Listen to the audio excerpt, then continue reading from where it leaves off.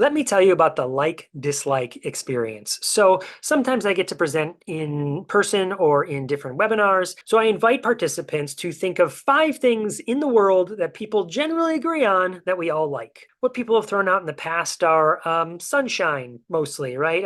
Ice cream, puppies. Some people will say money, people like that. So we come up with 5 things that we generally agree on and kind of put that on the board. Then we talk about 5 things that we generally don't like in the world. And what people have said in the past is stuff like taxes and traffic, and even though they might say sunshine, sunburns, right? Mosquitoes, stuff like that. COVID. These are things people have shouted out over the years that we all generally dislike. Then we work as a team, the entire group, in figuring out what do we think is the thing people like the most, would be number 1 on this Likert scale, to number 10 things we hate the most. And we arrange them and put them in order. And then I take a piece of paper and I write on it a particular word. And I invite everybody in the room to think about where this word would fit on this Likert scale of things from that we like the most to the things we hate the most. And then I say, before I show you this word, think about how learners, students, those in school would answer this question. Where would they put this word? And take out the social element of this word. Only think of it from an academic standpoint. And then I flip up the word, which is school. So where do you think most educators, and that's usually who I'm talking to, have placed that on the Likert scale? Is it somewhere on the like side or dislike side? If you were to number those from 1 to 10, 10 being the thing we hate the most, where does it usually fall? Well, here's what I'll tell you. I've done this experiment 300, 400 times. I mean, it's so many times I can't remember how many times I've done it. I've never seen it on the like side. It's always been on the dislike side. It's always between vomiting and root canals, right? It's always somewhere down there in the things that people detest and hate. School is down there. In places where there's snow, people are waiting for snow days. What did just about every learner say when the pandemic happened and we started closing down schools? Were they happy about that or sad about that, right?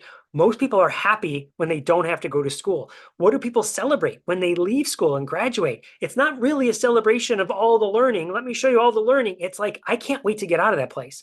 You hear kids say stuff like, oh my gosh, I'm so glad I graduated. I feel like I'm getting out of prison. These are actual quotes from actual kids.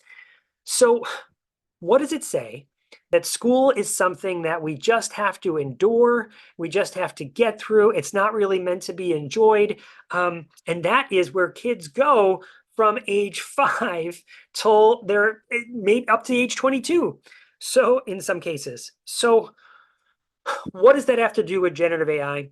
Well, again, if we start with the notion, with the belief that school doesn't have to be that way, that we can design it differently, that we can design it in a way where learners want to be, where they feel empowered, where they feel excited to be there. If we can flip that barometer to be like, oh, it's a snow day. Oh man, I'm so disappointed because I was going to go do this thing there.